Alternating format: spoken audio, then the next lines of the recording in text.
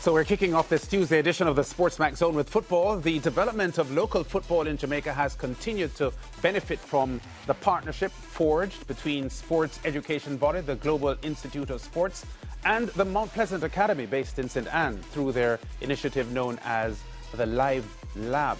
As one of 7 locations with GIS campuses, the Live Lab allows for a group of students to participate in a fully funded multi-week internship at Mount Pleasant, involving all aspects of coaching, performance and academy business development, ranging from work with under-15 squads to supporting the seniors competing in the Jamaica Premier League and CONCACAF competition. Now, the partnership not only contributes to the development of the academy prospects, but also the progression of former footballing pros. One such example, reggae girl Marlo Sweatman, who has recently been enrolled with the GIS as an elite athlete scholar for a Master of Science in International Sports Management. Sweatman is joining us on the show now to tell us more about this budding partnership, along with Principal of GIS, Dr. Mike Walsh, live on set. We are also joined by Mount Pleasant Assistant Coach Davian Ferguson on Zoom. I believe all 3 guests like an English team that wears red, but all 3 have different teams they like. One not doing too well.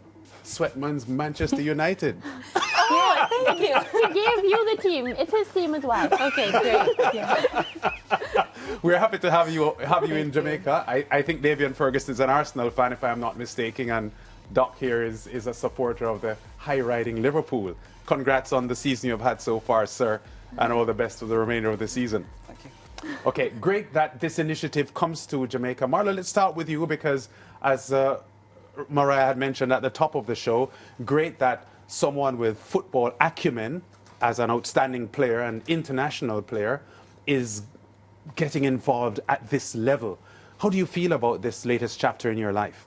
Yeah, it's been great. I recently retired, but as you said, you know, it's important for athletes to kind of get off the field and learn from the business side, learn from the book side, and learn from other people who have been there, to really combine the two, the on-the-field experience and then the off-the-field. What I'm learning now, to combine the two will really help me and help anyone I can try to help. Yeah, the Mount Pleasant project is a very impressive project. We've never seen anything like this in Jamaica before. You've spent some time there. What is your general feeling about what's happening there? It's been great, really. A part of my career I've spent in Europe, so for me to go out of my comfort zone and go to different cultures and learn, just as they are bringing in different cultures here to learn and kind of open up the sport, it's really been eye-opening, I think, for the boys at the academy, the staff, and for us as well. Yeah, Doc, you are not only a Liverpool-based person, as we said, you're a Liverpool football fan as well. How do you feel about this Mount Pleasant experience, and how does it tie in with your GIS project? I think it's a great opportunity for our students to apply what they're learning on the course, whether that be in performance analysis, coaching, or on the business side, really. So it's, again, a great opportunity for our students, but for myself, this is the 3rd time I've been over in Mount Pleasant and in Jamaica to see what it looks like, to see how it runs. And the key thing for me is trying to bring some of our expertise from the English game, from the academy system, over, so we can try and raise Mount Pleasant to as high as they can be in the football. Yeah, Davian, let's get you in quickly here because your Mount Pleasant Football Academy in the news in the last 24 hours because one of your 15-year-olds just signed a pretty important contract with Toronto FC2 of the MLS Next Pro League. So it's obvious that the Mount Pleasant project is reaping the benefits of a lot of investment. And how satisfied are you with this GIS connection? Most definitely, Lance. I think overall we are really elated at Mount Pleasant. At the start of this relationship with Jamaica, Peter Gould and Amanda Gould had a vision, and this is actually the vision coming to fruition. This is the first time we're actually exporting a player directly from the academy into professional market. So I'm really pleased for Nolan, and there's many others to come in terms of the pipeline that we're trying to develop. Yeah, and Mike, this is just a follow-up from the question that Lance asked you. I mean, I'm Trini. I sit on this show time after time, and I look at the different investments that are being made in Jamaica football, and I compare it to what happens back in my country. So I'm going to ask you this question: why Jamaica and why Mount Pleasant? I think from Mount Pleasant point of view, some of our key stakeholders at Global Institute of Sport met key stakeholders from Mount Pleasant and started to talk how the two could work, synergies between the two. Yeah. I think for myself, what was exciting is how many actually Jamaican footballers play in England. Correct. I think there's 5 in the Premier League, 11 in the Championship, and I think over 50 at all pyramids. And then if you look at English football as well, I always think about England's squad last year, not just Jamaica, but over 50% of that squad in Europe were from Caribbean origin. Again, 2 of my players at Liverpool, Virgil van Dijk, Gravenberch again, have that connection. So I think they've got that talent. They've got the talent in Jamaica, I think. And by looking at the players who come to the academy's setting, so if we can then replicate the training environment, the coaching practices, analysis software such as PlayerMaker, which we've used with the players this week, and that analysis part where the students can look at themselves on camera, the coaches can work with them, I think then we can really see, hopefully, more talents like Nolan going overseas and even across Europe with time to come. Yeah, for sure. And Davian, listening to him, I'm thinking one of the key mission behind the Jamaica Premier League is to, of course, produce a professional environment and to ensure that the players don't just play good football, but they develop as an all-round athlete. Can you talk to me, what do you expect at the end of this program? Excellent question. Based on the partnership that we have with GIS, this has been going on for the better part of 12 months now. They have been involved with the first team, especially on the analyst side, for 9 months or thereabout. So we have had these interactions. What we are trying to do now is to replicate it on the academy side.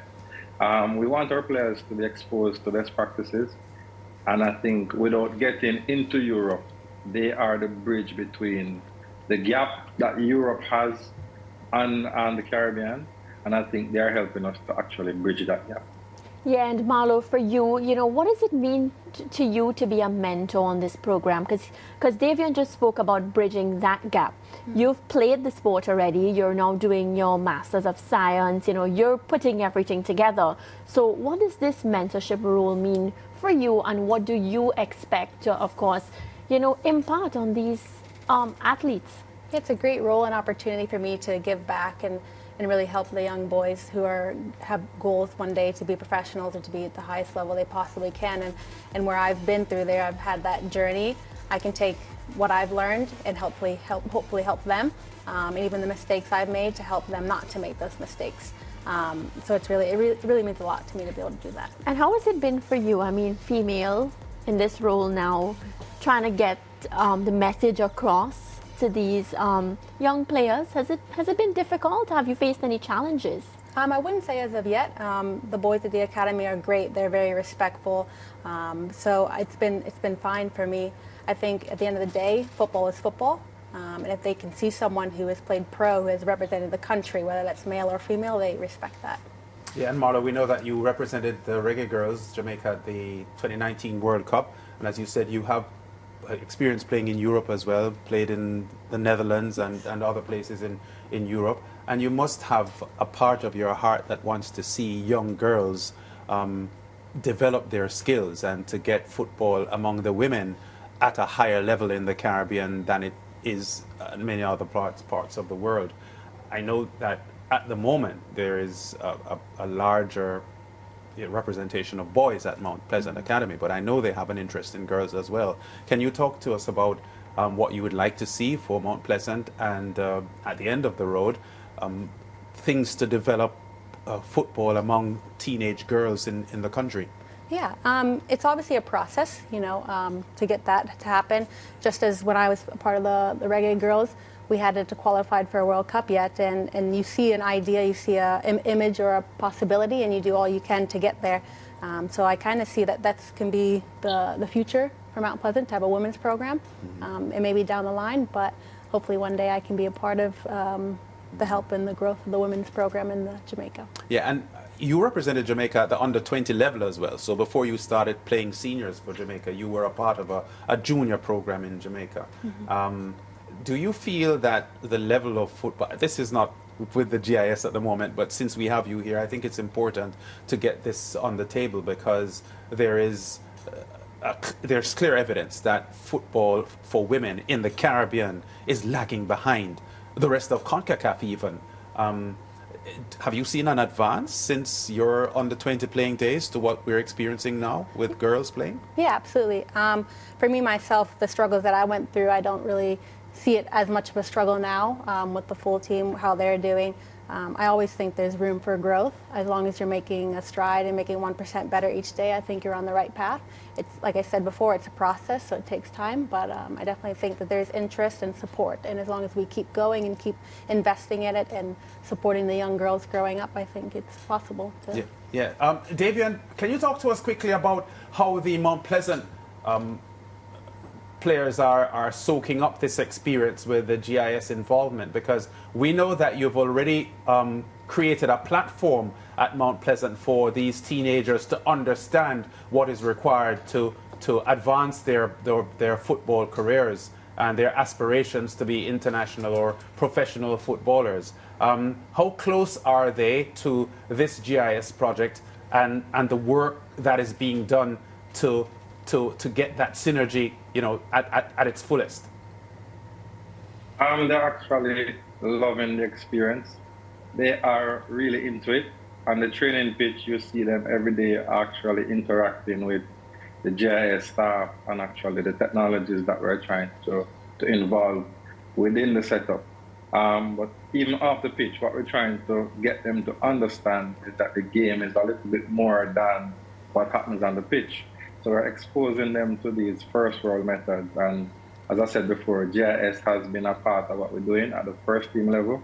We have 13 players from the academy who actually trains with the first team. So to get the entire academy now on board, using these methods and actually being a part of the process, I think it brings them a lot closer to where we want to get them. And I think overall on the weekend we had an experience in Alpha where the U17s were actually utilizing Playmaker, and they really enjoyed it. The feedback was good. In St. Elizabeth, we had live game coding, and that again is something that they really enjoy. So overall, I think the partnership is a wonderful one, and the players are actually loving it. Yeah, Dr. Walsh, Davian just referenced their first world methods. Can you outline briefly what some of these things involve? Because it is known that in the Caribbean, the region's infrastructure for football is significantly behind global standards. I think some of the... For sure.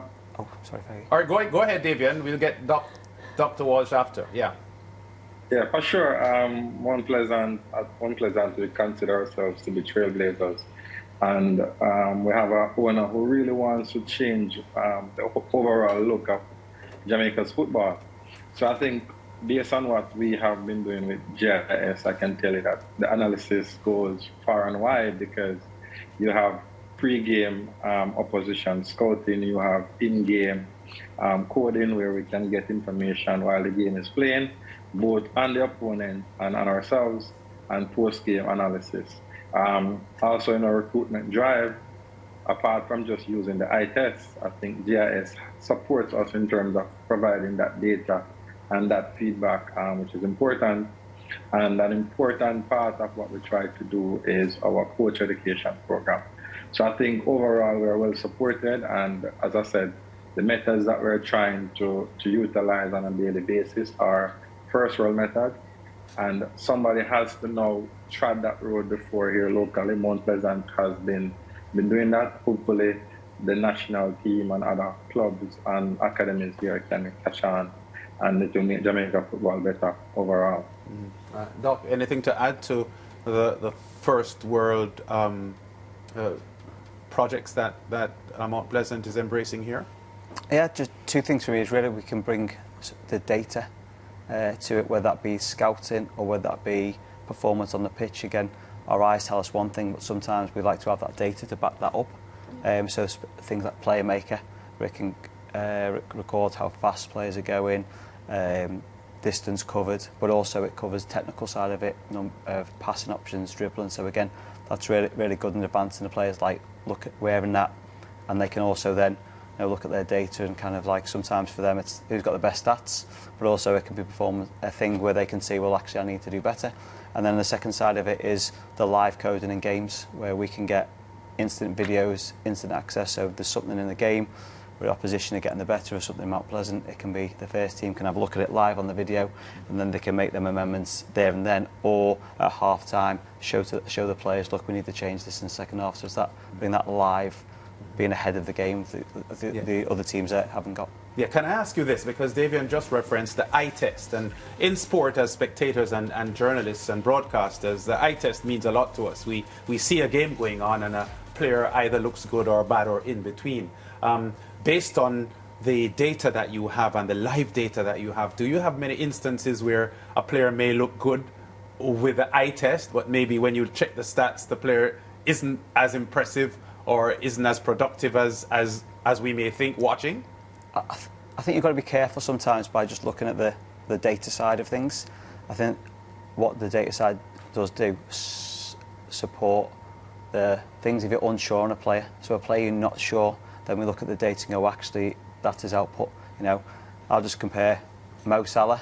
Some people, if you looked at his data at times, might say, oh, is he doing this? Is he running this far? But actually, his goals and assists show. So I think sometimes the eye is the thing, because that's what we are. But I think data now is a big part of it, and it can actually support what we're thinking. Again, whether that's a selection or deselection process. At least if you've got the data, and the eye might say one thing and the data's not. Again, at least you can go, well, do I go with my gut instinct or my experience, or am I going to go with the data really, or others, the people with the money in the club, going to go, actually, we want to see the data? So again, it can be two ways. It can be for or against it, really. Yeah, I understand. All right, Marlo and Doc, thanks for dropping by. Marlo, great to have you in the studio and in Jamaica. I hope you flourish in this phase of your post-football career as a player, because I realize you still have a lot more to offer.